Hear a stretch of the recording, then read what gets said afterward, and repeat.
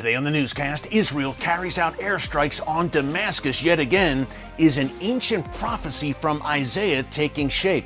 Get my take next.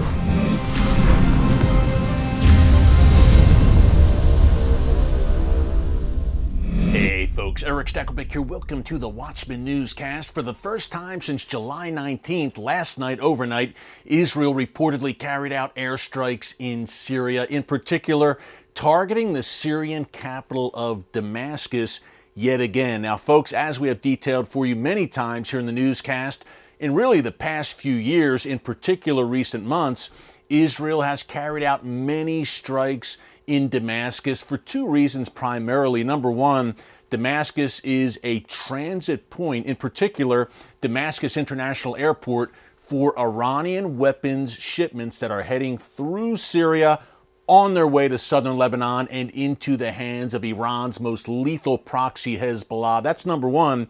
Number two, a good deal of Iranian-backed militias are based in and around Damascus, and it is also home to weapons factories which presumably are producing, rolling off the assembly lines, advanced weapons that could, and would be used against Israel. So Israel, needless to say, has taken action time and time again in Damascus, and reportedly that is what happened last night once again. We're going to break down all the latest details for you. Also, the prophetic implications of everything happening in Damascus. Did the prophet Isaiah have something to say about the future of Damascus thousands of years ago? We're going to break it down, and I want your take on that as well. Before we get into it, just a quick reminder to subscribe to the Watchman News channel right here on YouTube and click the notification bell so you get alerts every time a new video is posted. Folks, as you can see, prophetic events are unfolding at such a rapid clip in these Bible times in which we are living right now that you don't want to miss a single upload right here on the Watchman News channel. So be sure to subscribe and join us here every single day. And hey, it is absolutely free. Let's get into it. What went down last night in Damascus, the Syrian capital? According to media sources in the region, Israel carried out strikes in Damascus, killing 4 Syrian regime soldiers of the Syrian army of Bashar al-Assad, and several more were wounded as well. Now remember, the Syrian regime works in tandem with the Iranian regime and Hezbollah throughout Syria at these weapons factories, and that was what was reportedly targeted last night: weapons warehouses and depots yet again in and around Damascus. Now, it was to the point last year, folks, we reported here that Israel actually shut down Damascus International Airport for the better part of a week because these weapons shipments just kept coming in through that airport, many times on civilian flights, essentially disguised. So Damascus International Airport was shut down for a time. It continues to be a target because Iran hasn't quite gotten the memo. The more Israel has struck the Iranian regime and its assets in and around Damascus, the more it seems the Iranian regime continues to push. And folks, what we have here is essentially a collision course where Iran and Hezbollah say, we are in Syria to stay, and Israel says, oh no you don't. This is a non-starter for us and an absolute red line for obvious reasons. Look, Iran wants to use Syria as a launching pad for attacks against Israel. What they want to do is duplicate in Syria what they have very successfully accomplished next door in Lebanon, southern Lebanon to be exact, where Hezbollah has some 150,000 rockets and missiles pointed at every inch of Israel right now. We've detailed the increasing tensions on the Lebanon-Israel border here on the newscast in recent weeks. Duplicate that in Syria, in Iran's view, that's a complete coup. Then you really have Israel surrounded, and you have a base from which you can launch further attacks against Israel. Obviously, Israel says that's an absolute no-go, as well as Iran's efforts to transit precision-guided missiles, PGMs, through Syria. And folks, those precision-guided missiles do exactly what their name says. They are designed to hit targets with greater accuracy and greater precision. Iran is hell-bent on accomplishing this, and Israel is determined to stop them. So again, we've got a collision course, and you saw the effects of that yet again overnight in Damascus. Now, Israel, as is its MO, did not have comment on these strikes. I'm sure Iran and the Assad regime are fuming about them, but the answer here for them is real simple. Stop building weapons to attack Israel inside of Syria, number one. And number two, if you're Iran, get out of Syria. And Hezbollah, get out of Syria. Why are you there? So I think that's the ultimate solution, but we know that's not going to happen without force. So there is clearly a showdown coming in Syria. We've called it the Great Northern War here on the newscast. It would encompass Syria and Lebanon, and Israel going toe-to-toe with Iran, Hezbollah, and their various jihadist allies in those two countries. Of course, the entire ring of fire that surrounds Israel would ignite in that event. I'm talking Gaza, Hamas and Islamic Jihad getting involved. I'm talking perhaps even the Houthis in Yemen further to the south. That day is coming, and it may be rapidly approaching as we see hostilities ramp up along the Israel-Lebanon border. And of course, in Syria, repeatedly for years now, it is a battle zone between Israel and Iran and Iran's proxies. Now, speaking of Syria, and I mentioned the prophetic implications at the top, let me rewind to Thursday, August 3rd. If you missed it, folks, here on the newscast, I strongly encourage you to go into our archives and check out our newscast from Thursday, August 3rd,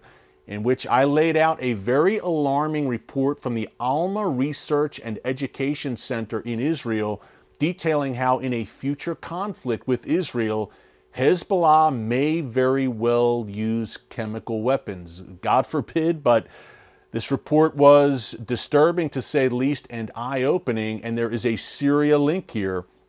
In northwestern Syria, there is a Syrian, basically, military complex called the CERS, C-E-R-S Center, where the Syrian regime, according to this Alma report, is developing weapons of mass destruction, certainly chemical and biological weapons. Hezbollah and the Iranian regime are closely guarding this center. Now, Israel has carried out airstrikes against it over the months, but they haven't completely neutralized the threat coming from this Syrian regime, essentially weapons industrial factory.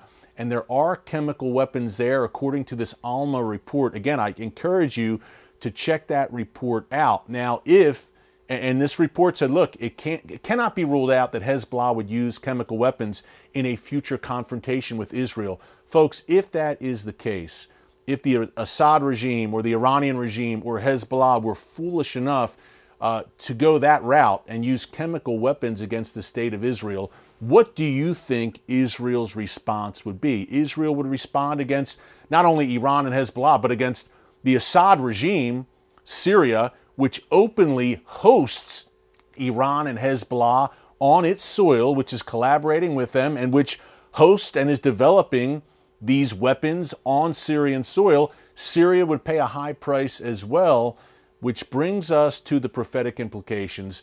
We've mentioned it here before on the newscast. Many of our commenters here in the channel ask me about this. Every time we post, we say, hey, there was yet another Israeli strike against Damascus. People are asking in the comments, what about Isaiah 17? And what they are referencing in particular is the book of Isaiah, chapter 17, verse 1, which says, and there are different translations I know, but which says in essence that a day is coming when Damascus will cease to be a city. It will disappear from being a city, and it will become, quote, a ruinous heap. Now, folks, a little bit of backdrop here.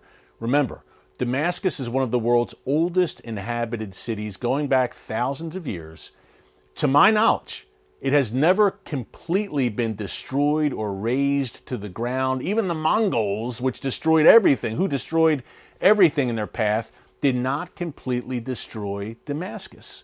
So it would seem that Isaiah 17 has yet to be fulfilled. Now, I know there are various takes on this. Some say, no, it was fulfilled over the last decade in the Syrian civil war. And yet, I disagree strongly, because Damascus continues to be a city.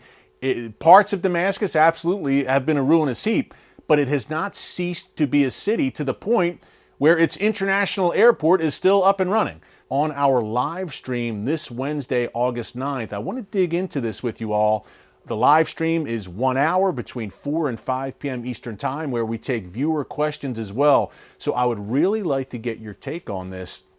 Do you think Isaiah 17 verse 1, that prophecy, is yet to come? Perhaps you think it was already fulfilled. I'd love to get your take, because we're talking a lot here in the newscast, and prophecy watchers are talking about, obviously, the war of Gog and Magog, the book of Ezekiel, chapters 38 and 39. Some talk about Psalm 83. Is that yet to be fulfilled? And Isaiah 17 is absolutely a passage that many people are bringing up as they see the chess pieces moving on the board in the Middle East right now.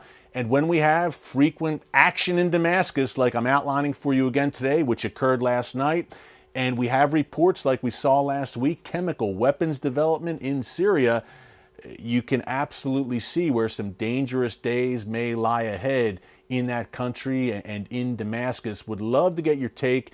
Let me know what you think. That live stream, again, will be between 4 and 5 p.m. Eastern Time on Wednesday, August 9th. And we get a chance during that hour-long live stream to have kind of some one-on-one personal time here with the Watchman viewers and a give and take, so it's a lot of fun. So be sure to join us for the live stream then. Until tomorrow, thanks so much for joining us here on the Watchman Newscast. God bless you, and remember, never hold your peace. Hey everyone, thanks for checking out the Watchman Newscast. Make sure you hit the subscribe button so you never miss an upload, and tap the bell icon so you're notified every time a new video is posted. And don't forget to share your thoughts, insights, and comments below. Thanks for watching. We'll see you back here tomorrow.